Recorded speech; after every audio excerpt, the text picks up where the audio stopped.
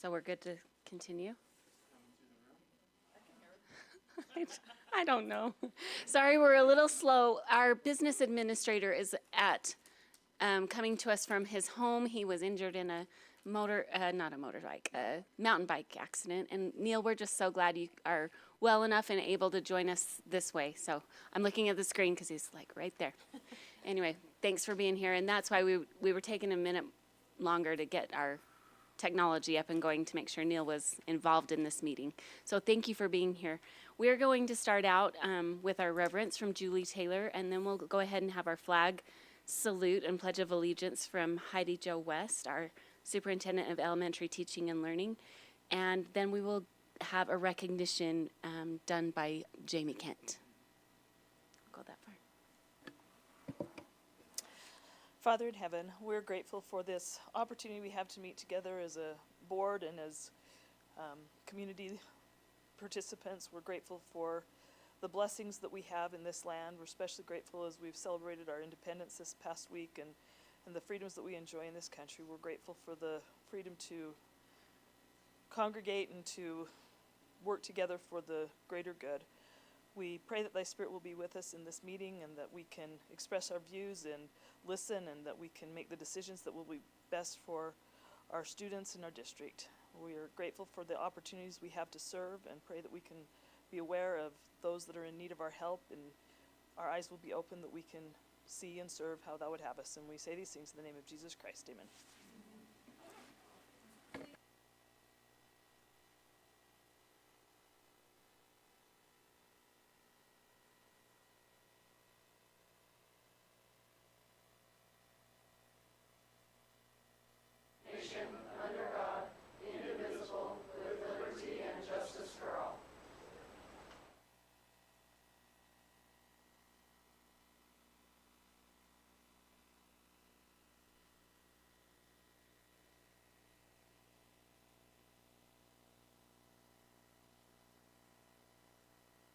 Stand up, please. I'm just going to read a little bit about the amazing things that they've been doing. So we're excited to extend a heartfelt appreciation for their incredible impact on the Bear River Robotics program. They have had a lot of dedication in developing this program, and they've been fostering life skills such as teamwork, collaboration, problem solving, and resilience. And their work has truly been commendable. We want to recognize Preston Ritchie and Jeff Jensen for their outstanding leadership and commitment and the time that they donate to this program. And then Krista Thompson and Candace Sano, who behind the scenes efforts and ongoing support as parent volunteers ensure the program runs smoothly. And then we also want to celebrate the remarkable achievements of our 6 Bear River qualifying students for competing in the VEX Robotics World Championship. And this just reflects the excellence that this program is doing and the dedication that these people have to it. So we just want to congratulate them.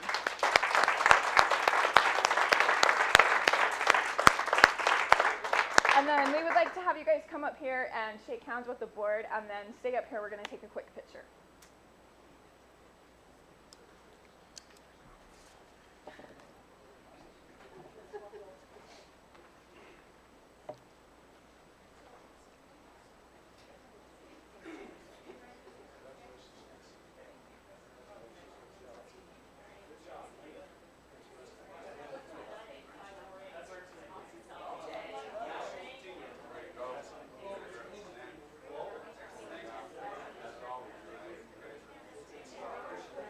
Okay, then come back up here.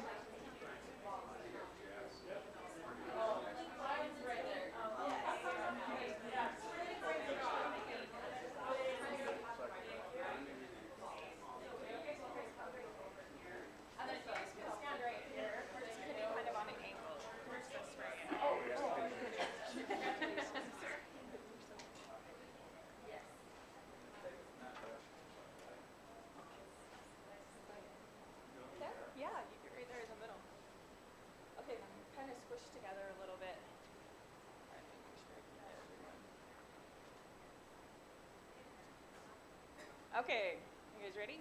Okay, 1, 2, 3.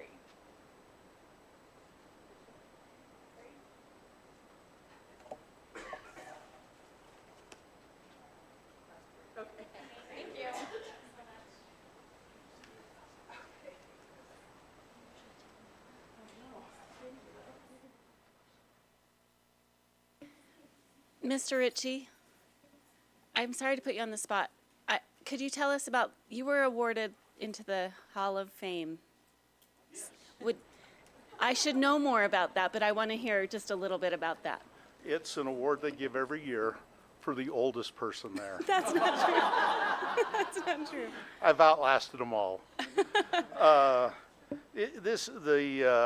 First off, I went up and I received the award, but in reality, it was an award for the entire program.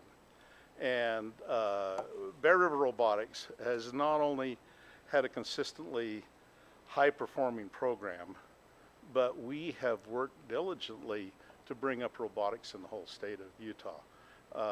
We not only do our own tournament, but we do Rumble in the Rockies, which is actually an international tournament. We had teams from Canada last year. And so we have worked to try to make that experience. And the thing about robotics that is a little different is it is a big, big problem. When we teach, we frequently give out problems in little bits, right? We give out worksheets, and a whole unit may only be a couple of weeks. But with robotics, we get the problem in May when they reveal the new game, and we spend a year working on how do we win the game. That's the problem. And so it's so much more like real life, where you go to work and you work on the same problem day after day. And that's what these students do. They come over after school, they work on the same problem day after day. They iterate, they try new things, they work with each other, they learn how to collaborate, they learn how to think critically. These are really, really, and I think the parents will tell you, they see what their kids are doing and they say, all of these skills that they're learning are scalable. They're having fun, but they're learning real world skills that will help them a lot, no matter what they do. And a lot of them are going on into engineering. We're terrifically proud of them, and we're terrifically proud of our program, of which I have almost nothing to do. It's the people behind me that do all the work. No, it's honestly, we're known the length and breadth of Utah for our parents. The Bear River parents are just amazing. And every other robotics program in the state envies me for the parents I have. And I've talked long enough. Thank you. Tiffany, can I make one quick comment? If it's quick, sorry. He said, oh no, because he really hates when I talk. But this was actually the third year that we nominated him. So it wasn't like a guaranteed thing. He will never, ever, ever take credit for the work that he does. But he does not teach a full day at school, and he does not have to stay after school to help the kids. He says he's not the coach, he's just the faculty advisor, but still, he's there till 5 o'clock every day. He doesn't teach third trimester, and he's still there at 8 o'clock in the morning. He comes with us to every single tournament on every Saturday, travels the state, goes with us across the country, travels everywhere, puts his own time and money and heart into the program. And he says it's nothing without us, but really, it's nothing without him. So, Thank you. gosh dang it. So as much as he says that it was a team award, I respectfully disagree and say that he has put in 10 years to Bear River Robotics and 100% deserved that award. So, Awesome. Thanks.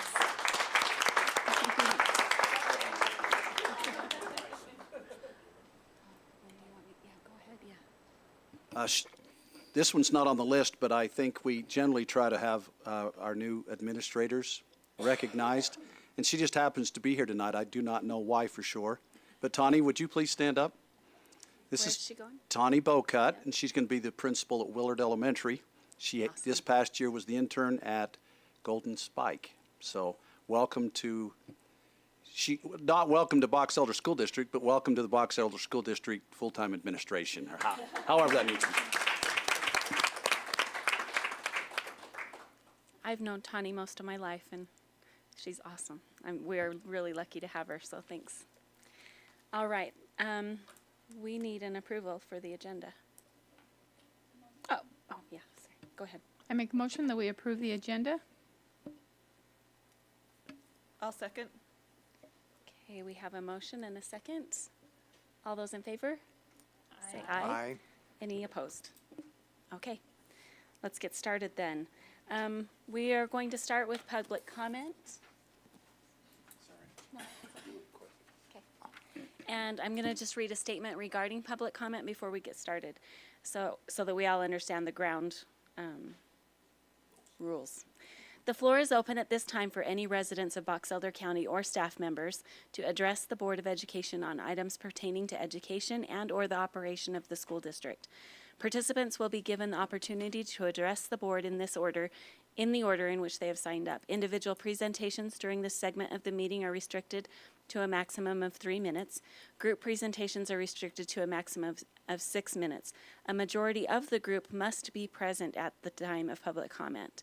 Group members must be listed on the public comment sign-up sheet and the opening of the comment.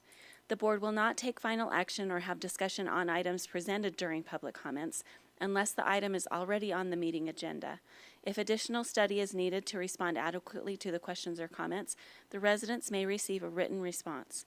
The written response may be read publicly at the next regular meeting of the board. Due to the rights of privacy of the employees of the district, the Board of Education will not discuss specific employee appointments, employment, or performance at this time. Questions and complaints or charges against particular employees are to be referred to the superintendent for action consistent with the law and/or district policy. Okay, we have, first, is it Kasia? Okay, Kasia Miller, and then Andrea Pace after that.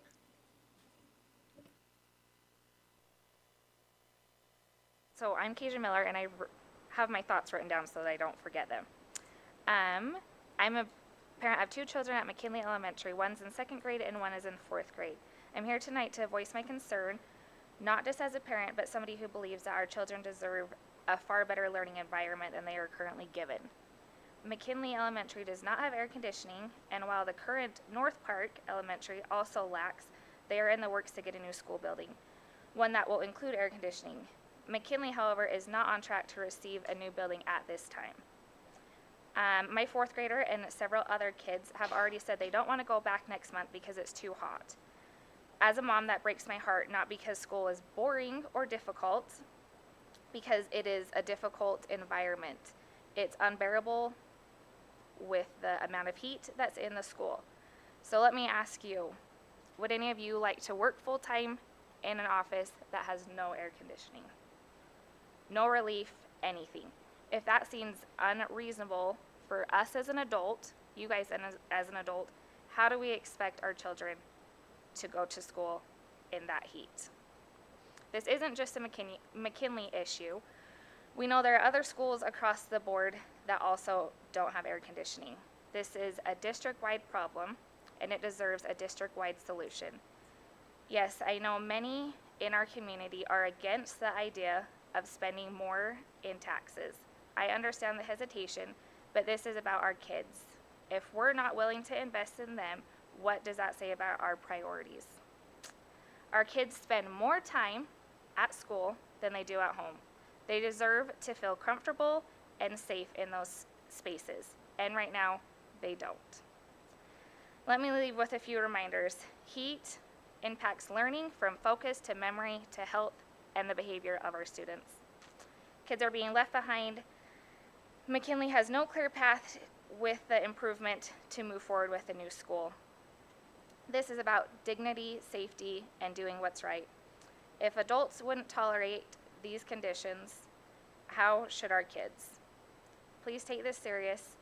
Our kids' learning environment also affects the way that they behave and the way that they treat each other. Not only our kids, but our teachers that are teaching in those schools. They have to deal with kids that are not pleasant to be around because of the heat. Thank you.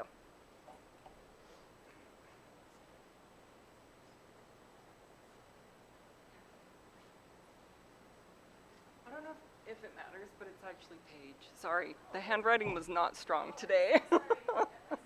No, you're good, you're good. So my name's Andrea Page. I have 2 kids at North Park, one going into kindergarten and one in 2nd grade. And I am here to be a really strong voice in our community for supporting the bond. And I'm sorry, I'm going to get emotional about it, apparently. So I think we need to do whatever we need to do to fund our schools, increase our taxes. Like, this is a huge need in our community. We have kids that go to school that are hot, like we just heard about, that we literally cancel school sometimes because it's so hot, or do short days. We cancel school because of things like water leaks. And we spend tons of money on inefficient patches, like big fans that we try to move the air, that it's too loud for teachers to teach, so they shut their doors. We have teachers literally quitting over these environments, and we need them. They're good teachers. North Park is super overcrowded, right? We have portables out the wazoo. And I have spent the past 5 years in higher education. I've been a professor in different universities, mainly Utah State around the area. And I've seen how education changes people's lives. And I've also seen what happens when students struggle with the basics, and then they come to me and their outcomes are poor, to be honest. This is super important for our communities. We need these kids to have a good foundation. I know, especially in Garland and Tremont and areas, a lot of people struggle with poverty. It's everywhere. It's really a hard issue. And I think we are doing those kids a huge disservice if we do not fund their education and give them everything we can, every tool they can, to get out of those situations, because I've seen what education can do in these kids' lives, and it's incredible. And we need a way to break that cycle, and it's not as simple as, well, you know, yes, we need to fund the food pantry and LDS pantry services or whatever. We need to feed them. We need to meet their immediate needs, but we need to meet their educational needs.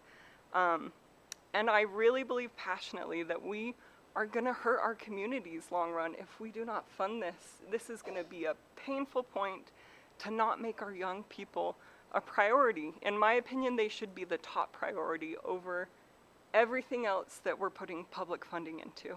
So that's all I have to say.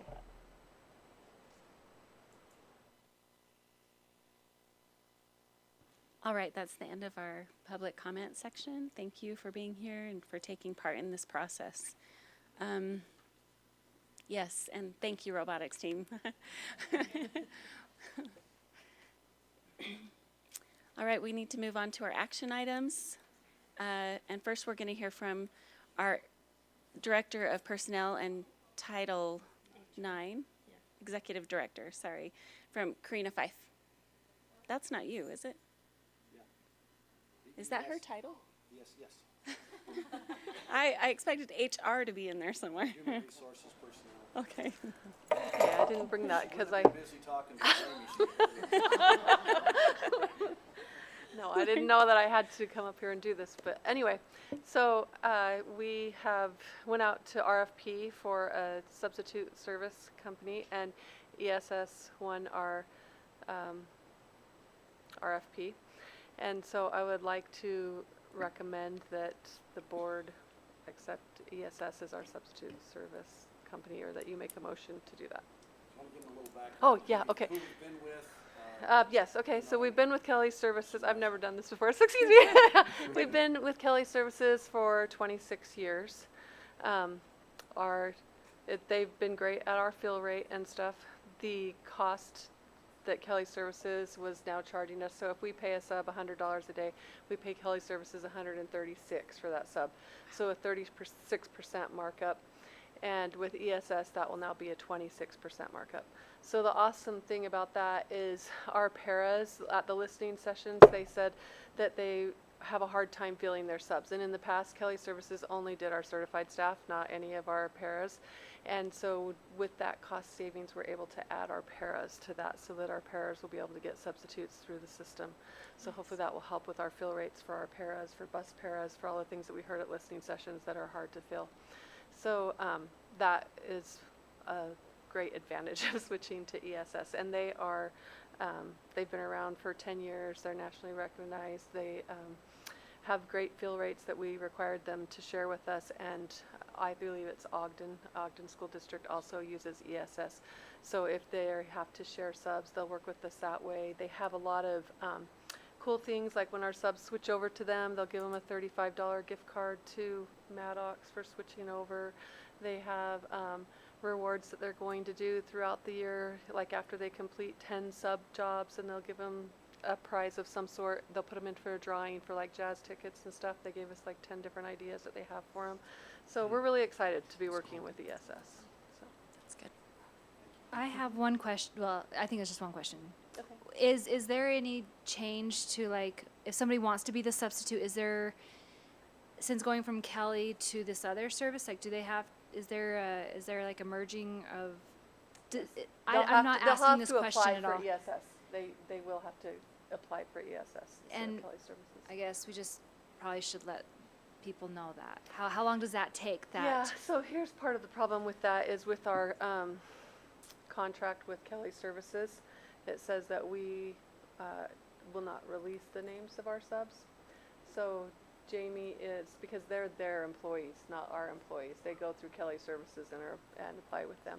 So they're working with Jamie with public relations to get the word out that we are switching companies. We did put it on the website today, just where it says to apply for substitute, but Jamie has a meeting with them, I believe, tomorrow.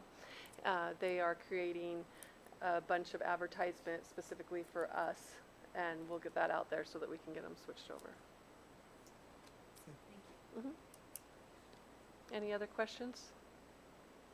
Okay, I will make a motion then that we approve the recommendation for the ESS to become the substitute service provider for the Box Elder School District. I second. All right, we have a motion and a second. Is there any further discussion? Okay, go ahead and vote. All those in favor say aye. Aye. Any opposed? All right, that motion passes. Thank you. Thank you. We will move on to the approval of the Sex Education Committee, presented by Keith. So, this committee is annually, we approve it during July. It is not really, but it's curriculum.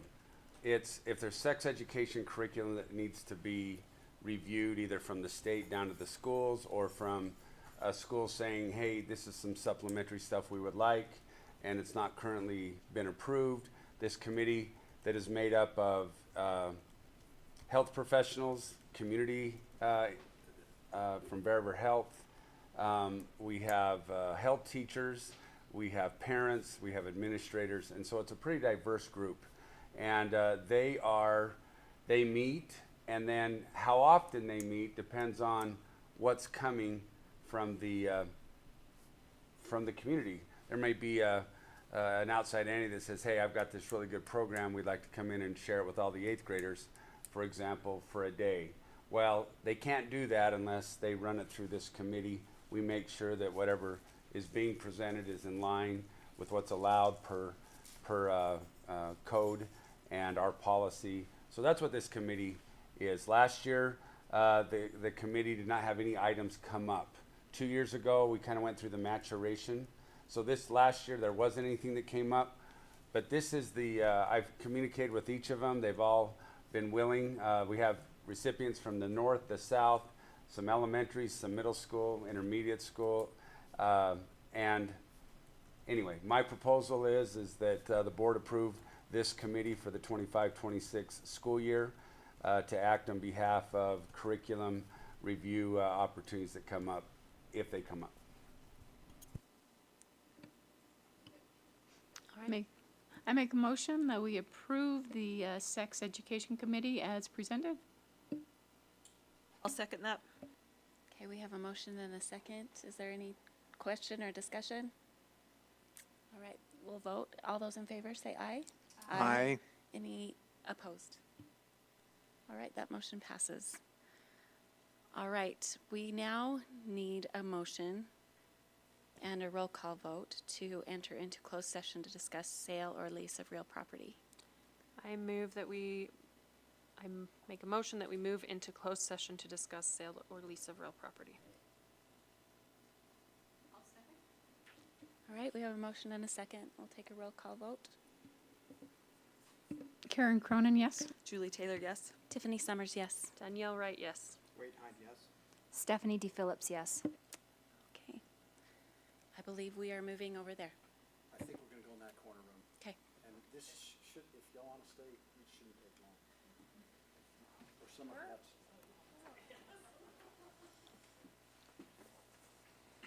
Oops, sorry. Keith, will you join us with your laptop? Will that work? And Neil? Or is that gonna goof everything up? I think I'll be okay. We'll just recheck it. I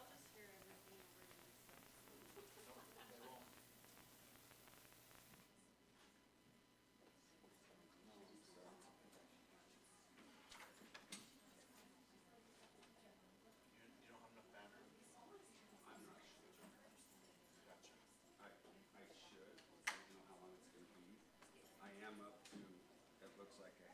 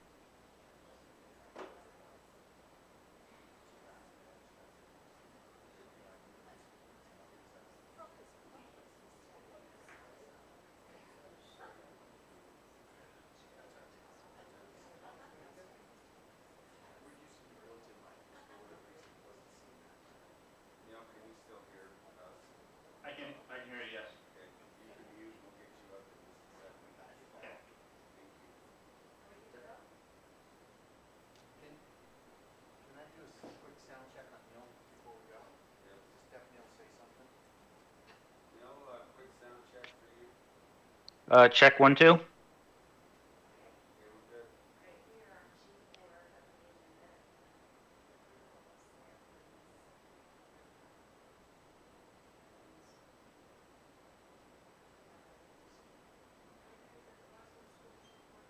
Declare as surplus the property located at 8300 South 950 West Willard, Utah 84340, parcel ID number 01-045-0114.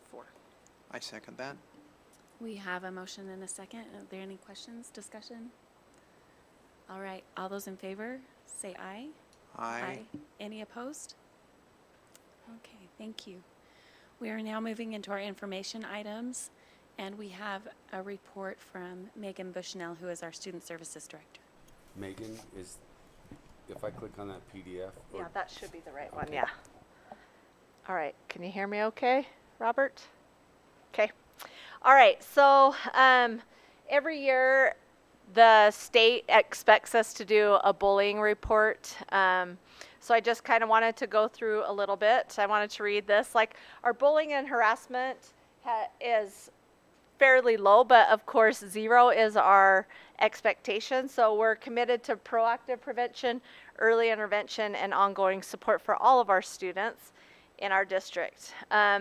This year, as you guys know, our bullying policy has been updated. So that's one of the things that I want to do this upcoming year. If you'll slide down, Keith, to the second. I just kind of read the next slide, so is it? Oh, there you go. So I just kind of read that statement and go ahead and move on. So both of those, the 5265 we created last school year, so that will always be something that I'll be looking at. But the bullying policy is one that we got the state model policy. And one thing I liked about the state model policy that we implemented in our policy is just the change of definition, because the previous definition was very vague. And that's something that this year we're going to work really hard to teach the people who are entering in Educator's Handbook, because there's oftentimes I'll be like, is this bullying? Because they have the context to know if it follows the definition. So that's one thing that we're going to be doing even more of this year. But we're going to include the policy in the online registration for students and families, and our faculty and staff will be trained according to the policy and more if needed. So it will be given to all faculty and staff, and if we start seeing additional issues, the administrator at the school and I will work through that. So the handbook data. So to give you guys just a little bit of background on Educator's Handbook, we started Educator's Handbook at ACYI one of the years I was there. It's a platform that school districts use to help record and get data from behavioral incidents that happen at school. And we've really pushed to improve people entering incidents in Educator's Handbook. So if you look, we have minor incidents, which are usually levels 1 and 2 that are handled in the classroom. And then office referrals are level 3, that if we have lots of minor and it becomes a big issue, those can become level 3, but we have level 3 things that are more of the severe type of things that need to go to the office with an administrator. And if you look at fiscal year 23, we had minor and office referrals about even, and that's not what we want to see. We want to see that if something minor is happening, that we do those interventions so that we have less, like 3 times less, 4 times less office referrals, because they are getting kind of managed and the kids are getting the interventions in the classroom that they need. So if you look at fiscal year 24, again, the minors, it's about double, and fiscal year 25, office referrals and minors the office referrals have stayed pretty similar, but minors have gone up, that showing that we are addressing more minor incidents in class. I do feel like a lot of the things that we're trying to implement, we just still need to improve in some areas on getting people to enter into Educator's Handbook incidents that happen both in the classroom and office referrals. Because when I see the patterns that come to I have a spreadsheet that I check the patterns. Anytime there's a bullying incident, I go review who the perpetrator was or the offender. I also look who was the one who was being targeted, watch for patterns of behavior and things like that. And I confer with the principals to kind of see, was this a bullying incident, what's being done, and how is that being handled. So I feel like that's improving, but of course, like I said, much more needs to happen. So if you scroll down, I'll kind of show Can I you. ask you a Go ahead. question? You too. Yeah, go ahead. Stephanie first. Just kidding. I just was curious, is this putting a lot of strain on our teachers, that it's hard on them as well? Because, I don't know, I can see that being really hard on a teacher keeping up with, I mean, it is a significant amount of entries. Yes, and we've, at the elementary level and secondary level, we usually say, okay, if it, like if you're chewing gum and that's not one of, but that's the rule in your classroom of you're not following the school rules, I would just tell you, like, you need to spit out your gum. And if it just is a continued pattern or it becomes something that you feel like you're maybe going to have to send that to the office, then you would just put those in so that we have kind of a pattern of behavior to kind of help us with data. So most of the time they're not putting it in. Like if I have to correct you multiple times a day for different things, we're not usually entering those. It's just usually when we start seeing kind of a pattern of behavior, or if it's severe enough, that's when it goes into the office referrals. Go ahead. And this is total incidents. This isn't just bullying and harassment. These are like our total incidents for any type of behavior. My question dealt with on the minor. Are we seeing more minors, or are we just tracking more minors? I believe that we're tracking it better overall. Like I said, we're really trying to put in those systems in place so that when we start seeing more minors, we see that pattern behavior, that's when we could say, okay, we have repeated level 1s and 2s. I've tried these interventions in my classroom. Then it needs to go to like our chat, or people call it like different things. But chat means child assistance team. That's where kind of a team of school personnel at the elementary level. When I was there, it was like the principal, the counselor, special ed teacher, or other teachers, and then the gen ed teacher or the team that the teacher was having a problem with that student. That team would come together and we would talk about interventions that we would try. So it helps with that. Is that, I have perfect children. Good job. I'm happy for you. Just Teach us kidding. how. But I'm curious, is with these minors, are parents told every time, or is it like special times? If it's handled in the classroom, because there is no, like, they don't go to the principal for those. A lot of times teachers will, like, not every time I would say for minors, but once they start seeing patterns, then they're working with parents to try to say, hey, I'm noticing I've had to remind this student so many times to not chew gum in class. Can you please remind him that that's one of our school rules or classroom rules? So, but when they get the office referrals, that obviously would have been with the parent. Yeah. Is that ever, are parents liking this, that they're like kind of warned before it gets to that office referral? Well, sometimes they are, and sometimes a level 3, sometimes it's severe enough that they could just go to the office for that. So if it's like, say you got in a fight in your classroom and that's the first time, you wouldn't have been warned about because you hadn't gotten a fight before. But a lot of those, they should have had options to kind of help correct the behavior beforehand. Okay. So, yeah, that 12,000 number, like, it seems like, oh my gosh, that's It's a a ton. lot. That's really like 1 per student if you compare it to our population. right. And so for a teacher that, if you take an elementary class, that's probably the teacher maybe putting in 30 for the whole year. Yeah. Right? Depending on the class. Yep. the class and what Yeah. students they have. Some teachers might be unlucky and have 50 or 60. I don't know. Yeah. But that kind of in my brain made me realize, oh, that's not quite as bad as it seems. Right. And this isn't just bullying and harassment. This slide, and we'll get to ones that are bullying and harassment. This is every type of incident that a kid or student needed to be corrected on. Okay? All right, go ahead. That might also be 184 per administrator. Yeah, If it was equally distributed, which it's not. which but it's not, no. Anyway. One point I'd like to make, though, as a former principal, too often a kid would come, now I'm talking secondary, high school, would come to my office and, I don't know, I just really didn't do that much, and he kicked me out. Well, you talk to the teacher, this kid's been doing this forever, and I've had a gut full of it, I'm done. And it probably wasn't even as bad as some of the things they'd done previously, but this helps build the case and warn the kid, and then the administrator's able to look, well, you've been doing this same thing for the last 3 weeks and you haven't stopped, that's why you're here.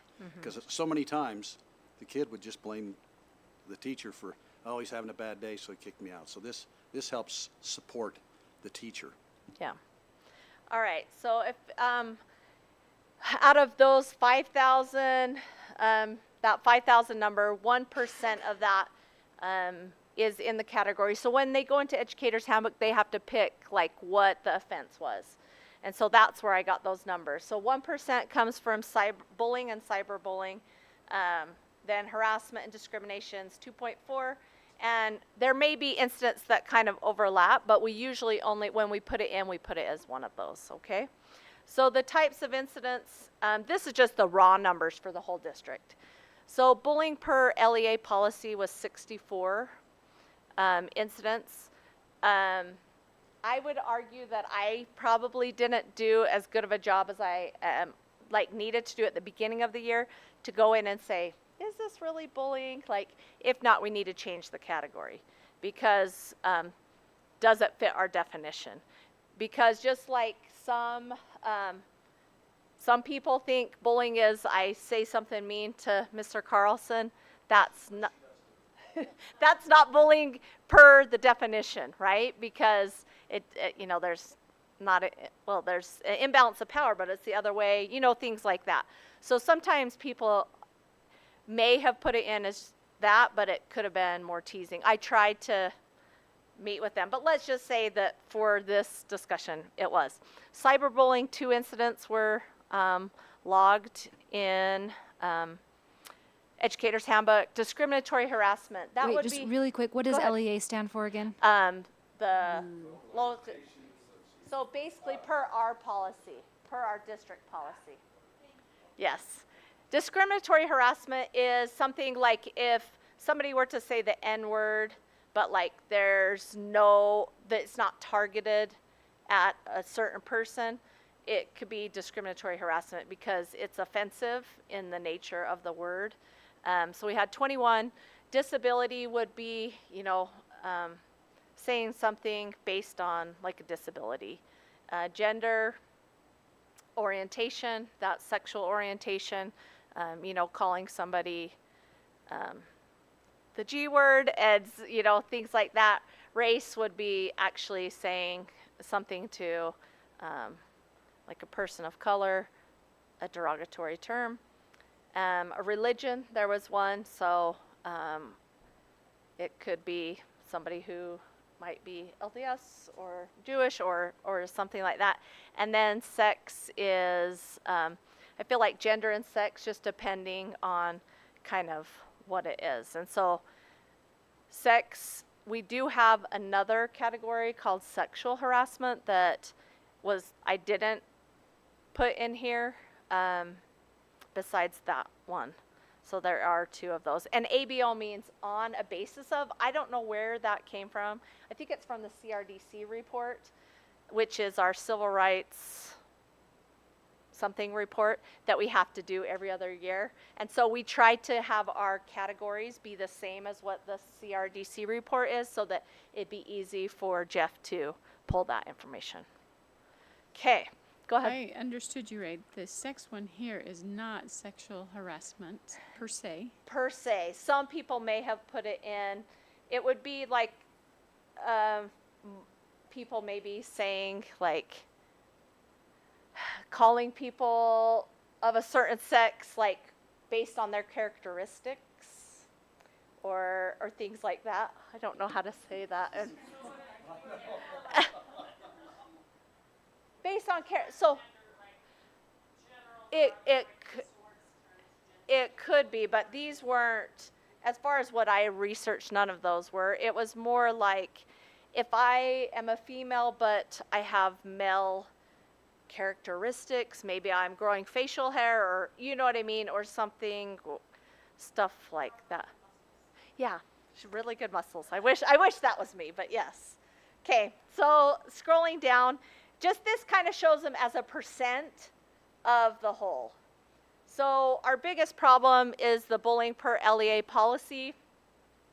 Harassment about race or on the basis of race is our second biggest. So those are the two that I'm going to make sure next year that we make sure that people who are entering those things understand what those look like, and what the new policy is one of my other big goals for next year. And scrolling down, what I decided to do on this one is, on this one I did the percent of the school's overall office referrals. So like Bear River or Box Elder High School, 6% of their overall office referrals are bullying and harassment. Bear River High is 1%, Box Elder Middle 2%, and so on. So some of those are a little surprising than maybe what you hear in the community, but those are the numbers that are based on their total office referrals. Any questions on those? Okay. And so next steps. A lot of this is continuing and other things that I'd like to do. So continue to teach our SEL curriculum with fidelity. That's something that has been happening really well in some levels, but it's going to be a goal K-12 for me to have our SEL curriculum being taught with fidelity. We're going to also have our counselors try to run programming with Jamie's help, also with some campaigns to try to help support the families and making sure they understand what the definition of bullying is per our policy, and to make sure that they know how to report it. Remind us what SEL curriculum stands for. Social emotional learning. It's what we adopted 7 Mindsets just recently, and that's our curriculum that we're going to utilize. And if you look at those 7 Mindsets, it really is trying to build a community of character and caring, and we're excited about it. So targeting prevention awareness at schools with higher incidence. So you notice a couple of schools with their percent overall were a little bit higher, so I'm going to work with those schools, continue to work with them. A couple of those schools, we did some additional training towards the end of the year with those classes and students, so that's our goal. Strengthening staff and student training on harassment and reporting, again through our social emotional learning and our counselors going in to teach lessons, and hoping to get some more counselors on board at different levels that maybe haven't been as involved with this as they have in the past. Okay, so, restorative practices, just making sure that all of the kids are getting the support that they need. And one thing that is in there is also that they're being followed up with, because a lot of times, they'll say that they've been bullied, it's been handled by the administration, and then they never hear about it again. But just like anything else, if you think it's been handled and you don't hear about it, you think that what you did worked. And that we know in real life that's not always the case. So making sure that we follow up with those kiddos and make sure that they're supported. And just using our data to identify trends and address issues proactively. So next year, my goal is to meet with every principal at least once a trimester, if not more, to go over this data along with other data to make sure that they are looking at the patterns and that we're being proactive. Student-led inclusivity initiatives. I'm trying to work with Box Elder High's drama department to kind of help me maybe make some little skits or things like that to try to just help promote that, and also that those older kids the younger ones look up to them so that they can kind of have good role models within our school district. And again, like I said, I'm going to meet regularly with principals and counselors to review the patterns and next steps. And I'd like to implement what's called a CCP. Davis School District uses this, and I really want to do this if I get some help with that. But implementing contact, consult, and plan. So basically, they would, if they have a bullying incident, and they do this most of the time anyway, but I want to make it like official.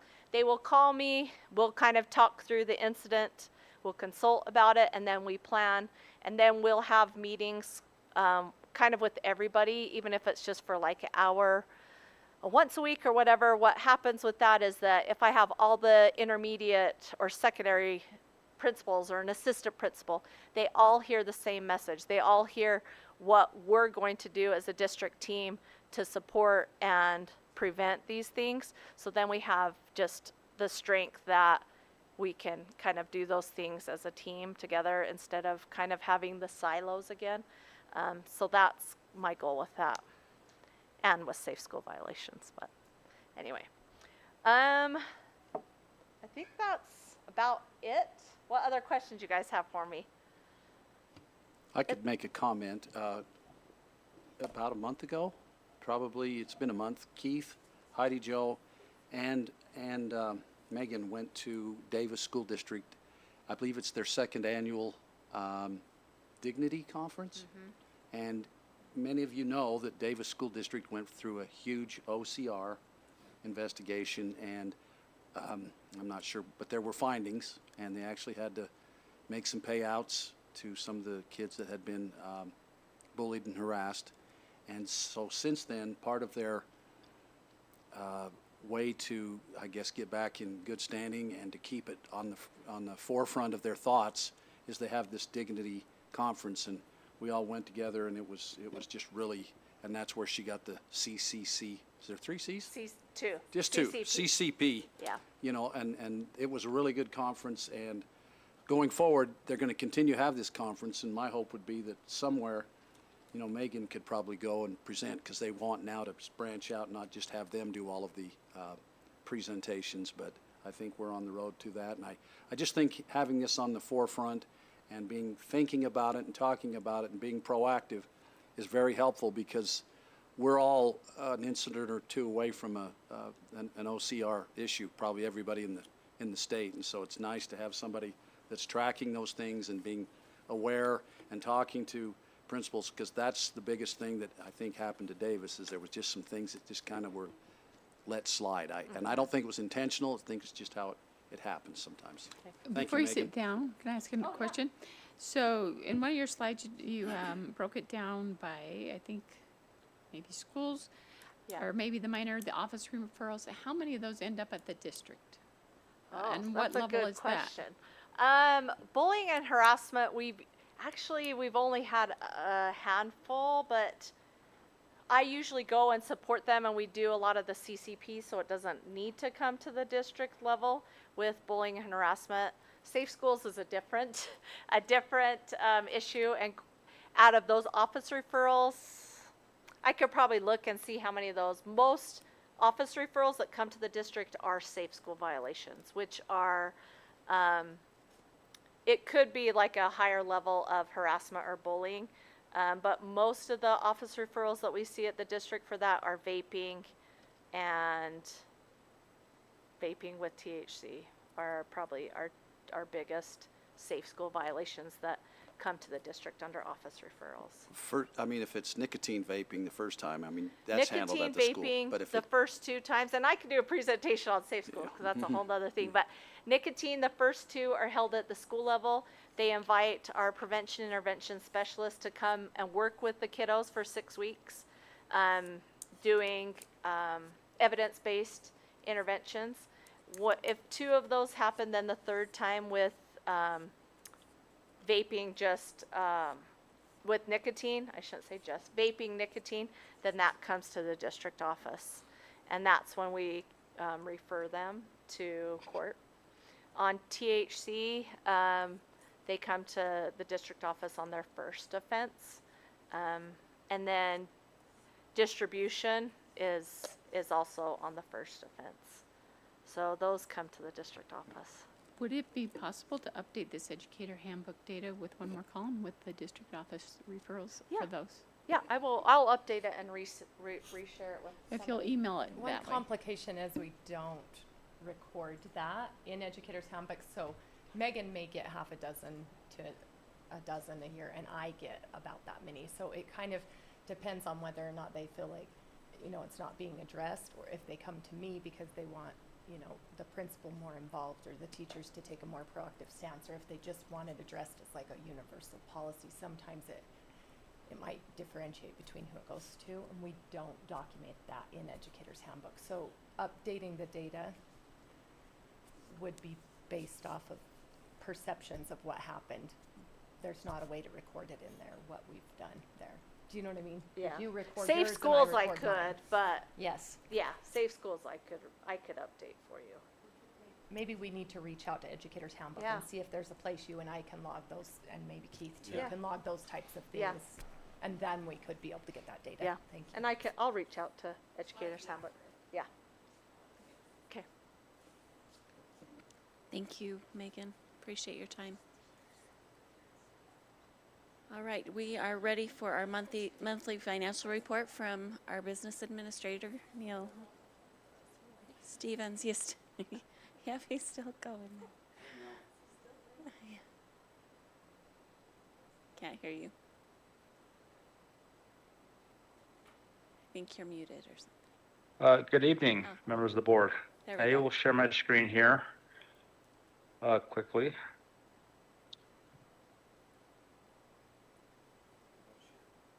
Is this visible? Yes. Okay. Well, it's too small. We've all got it on There- our. that's We've better. all got it on board books. That's better. So I wanted to point out, I'll be brief here. Our financial statements are not that interesting. They're pretty bland, which is good, meaning we don't have things to worry about. So I'll point out on line 15 is our revenue. We budgeted $136 million for operational revenue. Think of teachers and classrooms, everything that goes on in classrooms or the schools, that's our operational expenditures. We actually received $141 million rather this year in revenue. So our revenue is about $5 million high. A portion of that is attributable to personal property taxes. So think of equipment used in business operations. If you're a mechanic shop, it's your alignment rack and your lifts and your air compressors and your tools. Those kind of things. And the personal property tax is due in May. So with every other property tax, we collect that in November of the next school year. But in the case of personal property, it's paid in May, so it falls in this school year. And the personal property rates, as a percentage of property taxes, increased by 1.5%. That translates to about $1.8 million more in personal property revenues than we actually budgeted for in this school year. So that's one reason why we have more revenue there. We also have about $700,000 more revenue in interest earnings. Last fiscal year, we estimated interest rates would be about 2.5% on average, and they've been closer to 4.5%. So we're earning more interest money in that year. So what does this translate to? Having $141 million in revenue versus $136 million. If we come down here to the very end here, let's see here, line 105, 104. We thought we were going to have $137 million in expenditures versus $136 million of revenue. So we were going to be overexpended by $1 million and change.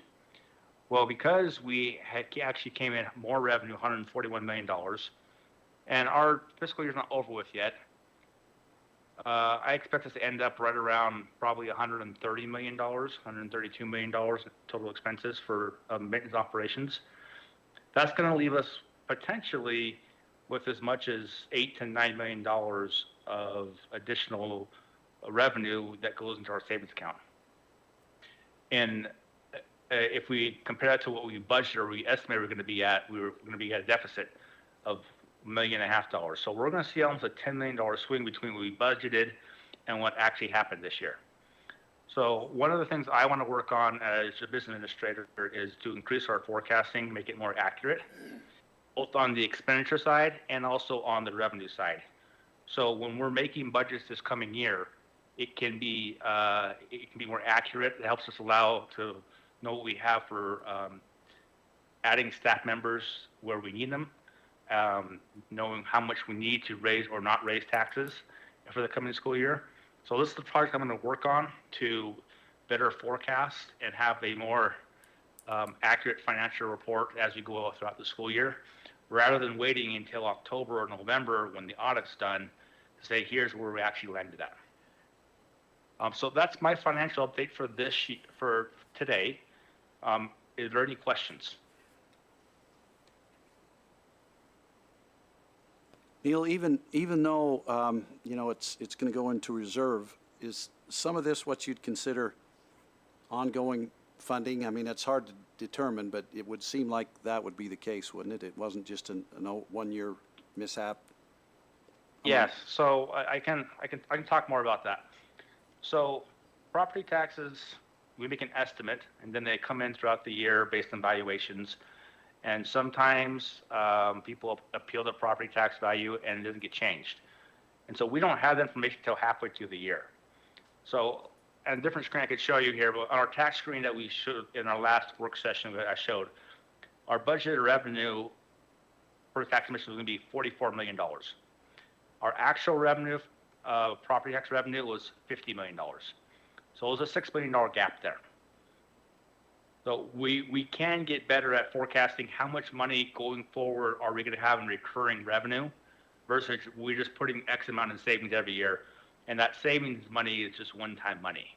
But to answer your question, yes, I believe a good portion of the savings money is actually recurring revenue, but we just haven't had a good tool to capture recurring versus one-time. Thank you. Any other comments or questions for Neil? Thank you. You're welcome. Appreciate your time and heal quickly. Yes, thank you. Okay. We're going to move on to board committee reports, if anyone has something to report. It's a little different in the summertime, huh?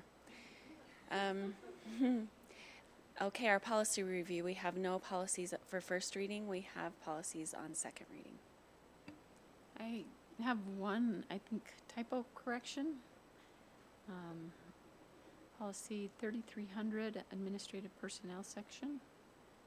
And I think it's under 2B. Under 2B, it says administrative initiated transfers will be correspondent to the land and step on the salary schedule. I think that's supposed to be lane.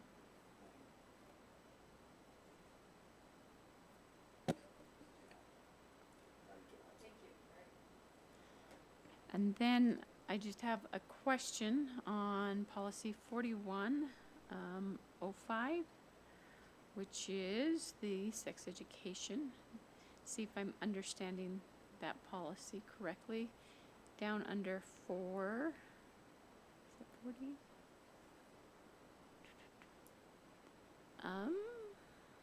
Where is it?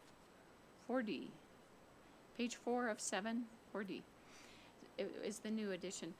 My question is it says in 4, the following may not be taught in district schools: the advocacy and encouragement of the use of contraceptive methods or devices. Then for D, if I'm understanding it correctly, it says the district may, under the curriculum adopted in accordance with this policy, provide instructions, which includes information about contraceptive methods, devices, and which stresses effectiveness, limitations, risks, and information on the state law applicable to minors obtaining contraceptive methods and devices. So the difference between C and D, if I'm understanding it correctly, is we can teach it, but there's not supposed to be any advocacy, or it's just, and if I remember right, in the past, parents can opt their children out of that. Is that still? Anything. Thank you. Yeah, so they can opt out. They're notified when these topics are going to come up, and really they're just talking about what a contraceptive is, period. And it talks specifically about effectiveness, limitations, risks. So as this is a new policy, this will be new instruction that comes in, right? Yeah, the district may. Right, May. Do you know if we're, I haven't heard yet from committee if, what are we going to look like, but that'll be a topic that we're going to have to look into. and if that does, then it would go through the sex education committee we just approved. Right. We would So- review and make sure that what we're teaching is in accordance with the law and this policy. That'd be that committee. Yep. Thank you. And with that, I would make a motion that we pass the policies on second reading. I'll second that. Okay, we have a motion and a second. Any more discussion or any questions? Okay, all those in favor, please say aye. Aye. Any opposed? All right, that motion passes. Thank you. We are going to move on to our consent items.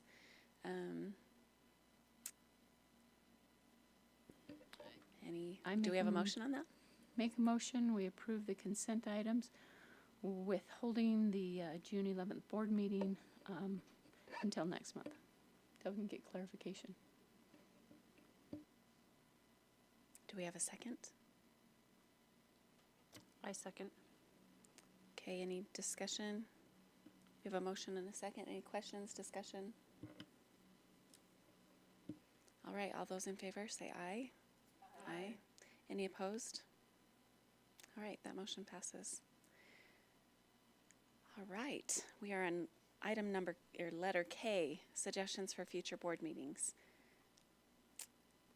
Anyone have any? We're a talkative bunch. I think it's been a long day.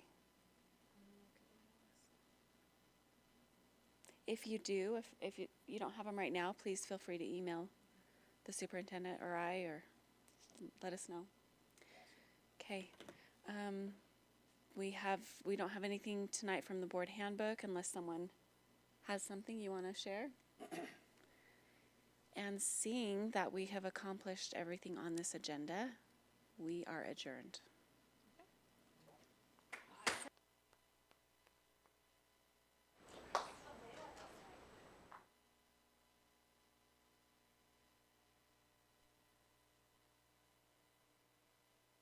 See ya. Thank you.